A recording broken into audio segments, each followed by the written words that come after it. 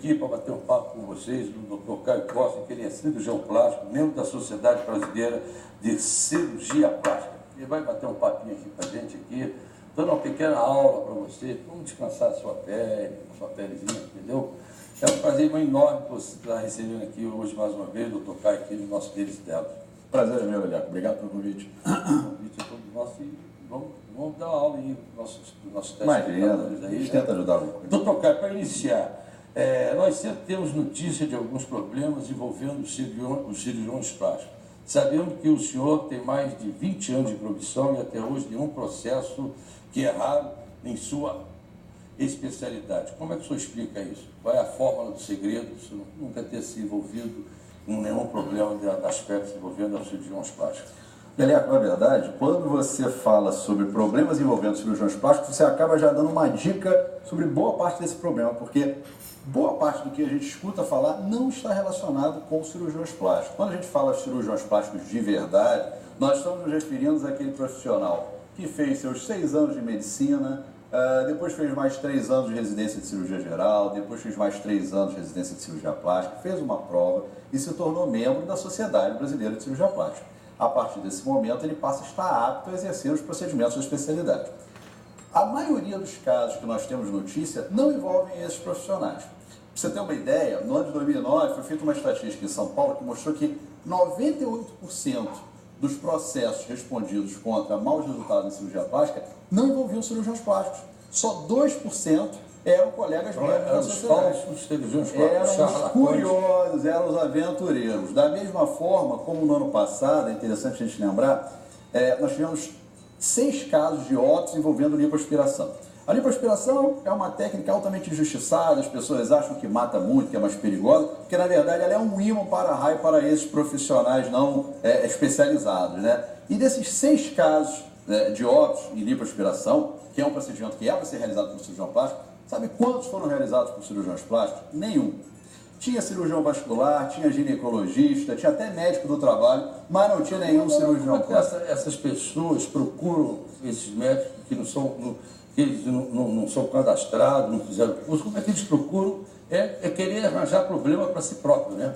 Na verdade, tanto cirurgião plástico, bons que temos no Rio de Janeiro, como o senhor está entre eles, como é que uma pessoa vai fazer uma cirurgia dessa sem ter um profissional qualificado e especialista nesse assunto? Porque, na verdade, Léo, o que acontece é um problema meio complicado. Assim, eu sou cirurgião plástico, o Conselho Federal de Medicina, ele me autoriza, se eu quiser, a operar qualquer coisa. Se eu quiser operar um aneurisma de aorta, eu posso operar. Provavelmente o paciente vai falecer na minha mão porque eu não fui treinado para isso, e a recíproca é verdadeira. Qualquer outro colega que se meta a fazer o procedimento da cirurgia plástica vai ter um resultado desastroso por questões naturais.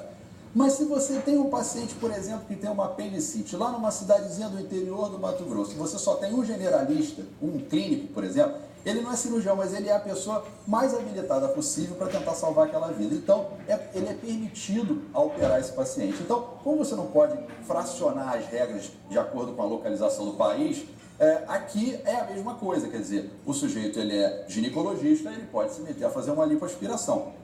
Cabe à consciência de cada profissional executar aquele procedimento que ele saiba que ele foi preparado. Só que isso, infelizmente, não é a regra. E muitas vezes fica tudo muito misturado. O sujeito ele se intitula especialista de determinada instituição, sou membro da Sociedade Brasileira de Cirurgia Estética. Não existe essa sociedade. Mas ele faz a cirurgia no consultório dele ou clandestinamente? Depende, via de regra, o que você observa é um pacote. Então, assim, o cirurgião que é realmente membro da Sociedade Brasileira de Cirurgia Plástica, via de regra, ele vai fazer a sua abordagem de forma correta, ele vai lhe operar num centro cirúrgico, num hospital adequado, na presença de um anestesista.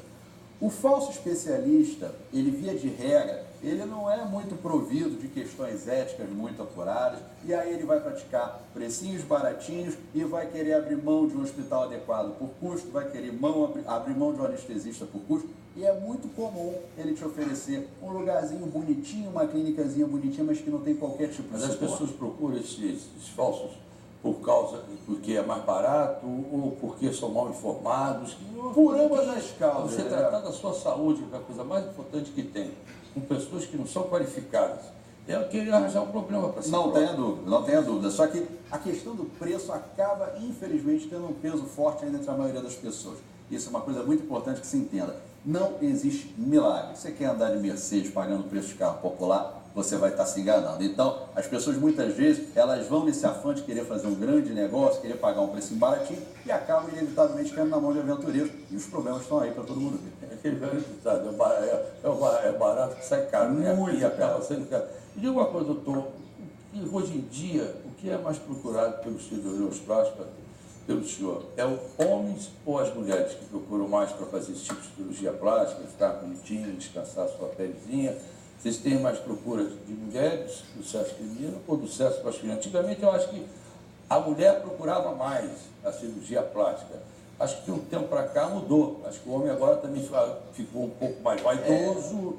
Como é que está A cirurgia democrática, a cirurgia como é que está esse todos. balanço? Hoje, né, continuam as O mulheres na homem frente tá ou procurando. os homens já estão se aproximando do número das mulheres para fazer a cirurgia? Se aproxima com procuras diferentes, com técnicas diferentes, mas procuram sim. Agora, indiscutivelmente, historicamente, a procura é feminina maciçamente, não tenha dúvida quanto a isso. Existe um aumento, uma democratização, os homens estão perdendo essa questão, né, desse preconceito, procuram sim para fazer uma lipoaspiração. É que antigamente tinha um preconceito, como tinha um preconceito. Tinha um preconceito, ainda tem. Mas não precisa, mas ele não fala nada, né? Tem Mas pacientes, melhorou muito, tem né? pacientes Melhorou homens, pra você ter muito. uma ideia, que vão lá na clínica e às vezes eles ligam com antecedência e pedem para entrar pela porta dos fundos e sair pela porta dos fundos, porque corre o risco de encontrar pessoas conhecidas na recepção. Então isso é uma coisa que demonstra ainda que ainda existe esse preconceito. E a pessoa, o ser humano, é uma pessoa vaidosa, né?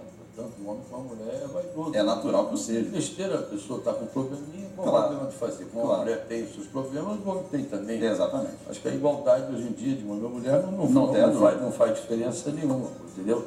E casos assim curiosos que acontece, já aconteceu dentro do seu consultório, você tem alguma coisa pitoresca, curiosa, de uma paciente, você tem uma coisa para contar assim? Rapaz, na verdade, assim, de pitoresco, a gente escuta os depoimentos das pessoas. Eu não chego a classificar como pitoresco, mas assim, como importante de se registrar. Então, assim, uma das grandes mensagens que eu gostaria de passar é com relação à necessidade de se praticar mais medicina dentro da especialidade. Então, houve uma grande tendência de banalização, né? As pessoas acham que vão digitar uma palavra-chave ali no Google e aí vão ter aquele conhecimentozinho raso, superficial e acham que já vão entrar no consultório discutindo técnica com o profissional e não é para ser dessa forma. Então, ao nosso ponto de vista, está faltando medicina, está faltando conversa, está faltando diálogo.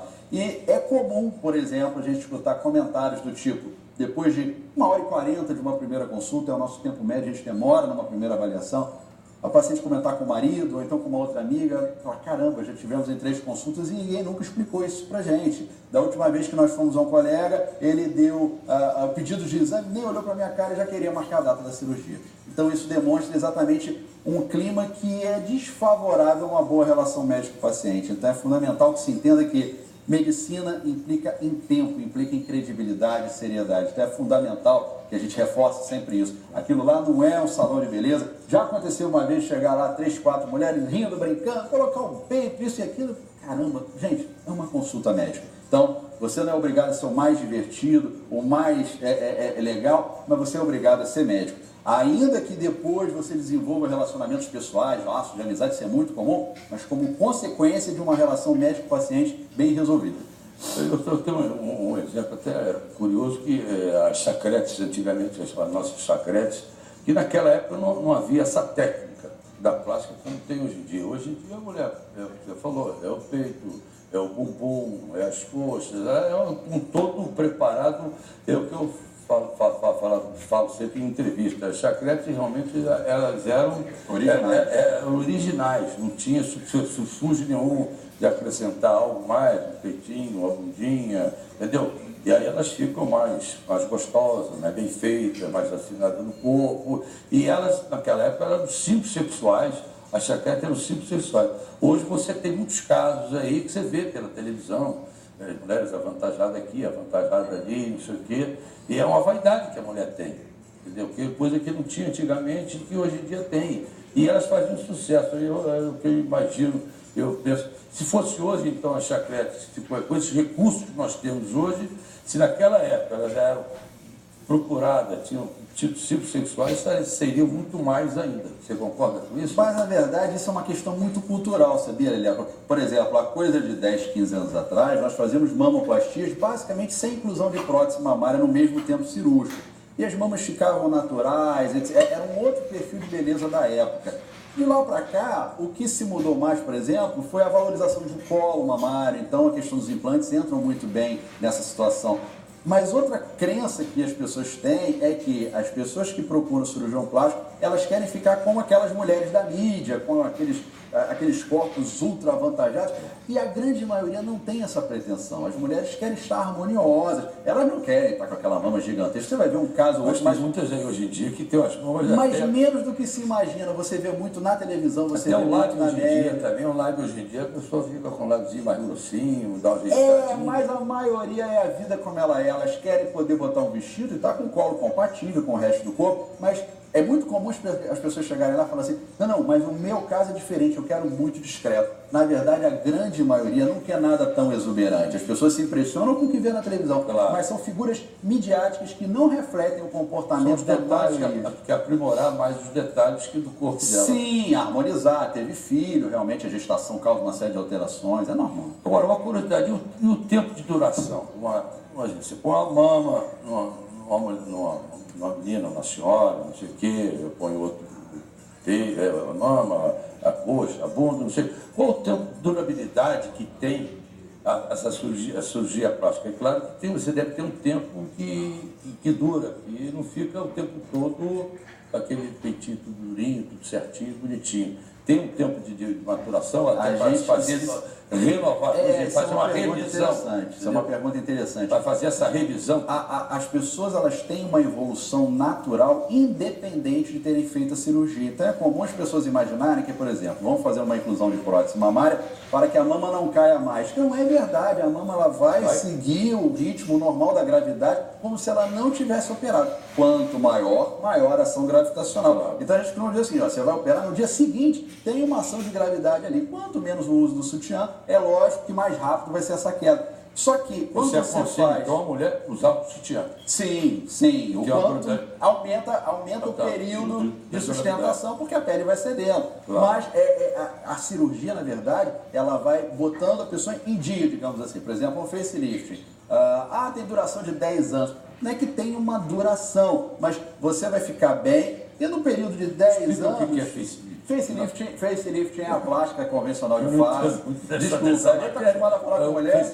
Quando fala com homem, ele fica meio atrapalhado. O que é o facelift? O facelift é a plástica convencional de mama, de face, né, com aquela incisão aqui atrás, e que você faz uma abordagem da face, traciona, e a paciente tem um rejuvenescimento. O homem ou a mulher, enfim, tem um rejuvenescimento importante.